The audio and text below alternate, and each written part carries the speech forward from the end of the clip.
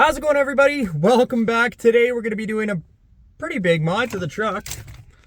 So this is my 2013 F150, but this should apply to any 2009 to 14 F150. Now what we're doing today is installing a console shifter and actually making it function. So you're going to need a 7mm for some trim here, the kick panel, as well as your center console pieces. You may come across some 7mm, 2 10s up here, and a Ford Special. You'll have 3 5.5mm underneath the steering column, as well as a Torx here for the shifter lever once you're done. So we're going to go right ahead and pop the cowling off of the steering column, the upper and lower half, as well as pulling this centerpiece out, which just pops up.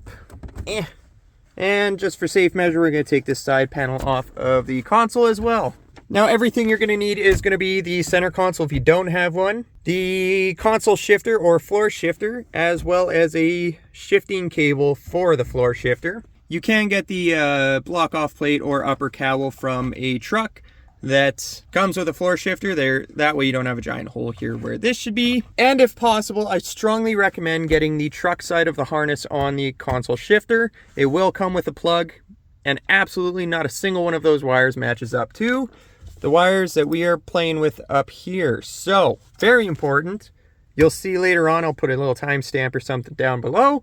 Truck side of the harness, even if you have like 3 inches of it, makes this a whole lot easier. Basically you match colors up and you're good to go. So we're gonna go ahead, rip this girl apart, and I'll jump into the wiring with you guys. All right, so really quick before we blow everything apart, I'm gonna crawl underneath and quickly show you guys how to route your shifter cable and get that out of the way, then we'll jump right into wiring. So underneath the truck here on the driver's side, you're gonna see your shifter cable here, mounts to the transmission shifter, clicks into this yellow bracket, runs all the way to the top here. We have a little retainer here, then very top here, that's where it goes through the trans tunnel, and that's your grommet there. Okay, so I just want to start this off by saying, don't judge me. This is not great. So you're dirty. All right, so I came into this completely unprepared. Long story short, I have no tools and or supplies to do this where I am currently. Now we made it work, so don't judge me. This is what we have going on. So again, column, console shift or floor shift, however you guys want to word it. So at the very top of your column, once you get all the shrouding off, so your top plug is going to be 5 wires, and that plugs in right here. And you can follow that wire all the way up. It's going to go to your shift lever, and that's going to be your tow haul and shifting up and down. That's not the important bit. The important bit is going to be your bottom plug down here. Now, if we're looking at from your key cylinder here, you're going to have the magnet right off the side. And there's going to be a plug at the bottom. Now, again, we're not going to judge the wires twisted together. I literally just got this together. I'm laying on the front street trying not to get run over, and it's cold in Canada spring. So we will address all these issues. I would not recommend doing this yourself. Now, I didn't have my alligator clips. Like I said, I am unprepared. So the bottom pigtail here, we can go ahead and undo this. And this bottom plug is going to be 4 wires. Now, it's very important with this plug, that's going to be your main function. So right now, with these jumper wires just sitting across my kneecap or tapped into that pigtail, and I'll show you guys what's going on over here in a second, connecting to the wires here, that is going to be your main drivability functions. Really just 4 wires to make this work. Now you're going to have another set of wires, which are these top ones up here, the 5 wires. That is not necessary to drive and function.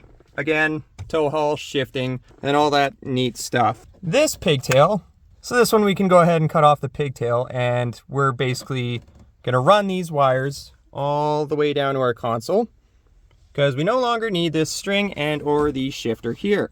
So the top plug, we're gonna refer to it as the top plug. You can cut your pigtail right off and you will have absolutely no issues. Now, the bottom one, you do not want to cut this plug off. Without this plug plugged in, none of this will function and your key will get stuck inside. If you have your key inside and you cut these wires or you unplug it, you cannot get your key out. Not the end of the world, as long as your wiring isn't damaged or cut. As long as you plug it back in and you have power, you can just get your key out afterwards. So these bottom ones down here, we're gonna either tap into or splice into. So again, when you're playing around your steering column and airbag, it's not a bad idea to disconnect your battery and touch the the leads together. So you don't need a screwdriver at like Mach 2. So now there's a couple ways we can go at doing the wiring. I got our console shifter, and I also got the plug that goes to the truck harness. I'll show you guys the wiring here really quick, but just if possible, you have your plug here that goes to your shifter. If possible, I would get the other harness here, and as you can see, I basically just cut it back about a foot so we had some length to play with. That's kind of how I'm routing it. And then I'm going to run my wires up here in a nice loom, out of the way of everything, and up our column so it'll be nice and factory. If you cannot get this plug, that's not the end of the world. You can either cut your wires here, splice into them, anything you want on this side. You'll notice though, not a single one of these wires match up with their colors. That's the fun part. Now I'll kind of hold this to get you guys some cinematic views to help you guys kind of navigate through this. So on the shifter side of this plug is how I'm going to refer to this. And again, I'm going to put all the wiring diagrams down below. Now I was lucky enough, like I said, to get the truck harness here. So we'll start with that. With your console wiring harness here, you're going to have this black and white wire coming out that goes down into the rest of your harness here. That's going to be for basically everything else in here, like your 12 volts things, whatever that's called, you know. So that's going to be a ground that you do have to tap into or splice into and run all the way up. And that's going to run up to your black wire right here. Your next one is going to be this green wire, and that is just a solid green, no stripes. And that green wire, once again, will come down to your green wire here. Again, no stripes or anything. The next one is going to be a white wire with a black stripe. And that's going to run up to what I believe should be a white wire here, but it looks kind of like a bad yellow or a tan, beige, something gross. This one right here. And then your last one is going to be this blue wire with an orange stripe. Right here, your blue wire with an orange stripe. So that's super easy if you're able to get the truck harness side. If not, we're going to have our two plugs here. So this side is going to be 8 pins wide on your shifter side. On the truck harness side, it is only 6 pins. Now those first 4 wires you're going to need is going to start right here. The blue, orange, white with the black, and then the green. Straight across are going to match up with the larger orange, red, and one of the blues. Straight across. Next up, you're going to have this black wire on the top and the back here. It's going to be this black right there. Now that is going to run straight across to your black with white wire. So again, your first 4 wires are going to be these 3 right here, and then this black one on the far end. So again, not the end of the world if you don't get this plug. You can just cut these wires here, and you'll match them up with the corresponding wires underneath your steering column. So at this point, you have everything wired up. So you can move your shifter, your console shifter, and nothing will happen. You won't go anywhere. And your cluster gear indicators won't move at all because that goes off of the transmission. So this is arguably the most difficult part of this whole thing. You're going to need a shifter cable for a console shifting setup. Now, the reason this is a real pain is you have this grommet here. On either side, you basically pry this straight off. You do have a release tab up here, which lines up with your actual gear selector here on your shifter. And then on the bottom side, again, you'll have a little yellow bracket like this mounted to the side of your transmission, and your cable will slide into it like this. Now again, you're going to have 2 release tabs on this, and that will pry out. This is what the block looks on mine. Again, this is a 2013 F150, and it looks completely different from the console shifting cable. You can only put it on one way, as you can see.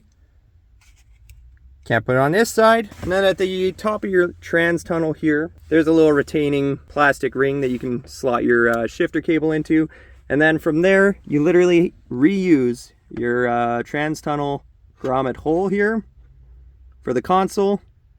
It goes straight up in your console. For your column shifter, it goes up and then alongside your steering column all the way to the top here. So at this point, now you get your shifter cable. Oh, also important, if you're disconnecting the shifter on your transmission, put your park brake on or even chock the wheels. The last thing you want to do is run over yourself with a Ford. I would be pissed if I got run over by my own Ford and died. So I'm assuming you guys would as well. So now at this point, you have a running and driving truck. You can put the key in. You have to make sure that this plug is in. And for the sake of my janky wiring, we're going to make sure nothing's touching. And make sure none of these wires are touching again, because the last thing we need is to be doing some electrical repair. So now at this point, I can take the key, put it in. Everything's kind of happy. Again, this plug isn't important. And we can shift our column shifter and nothing happens at all. As you can see, the numbers aren't changing. Go ahead and start the truck. We're going to disregard that the truck sounds like it's dying and it has a check engine light. It's because it's dying and it has a check engine light. Now, our console shifter now functions. And we move.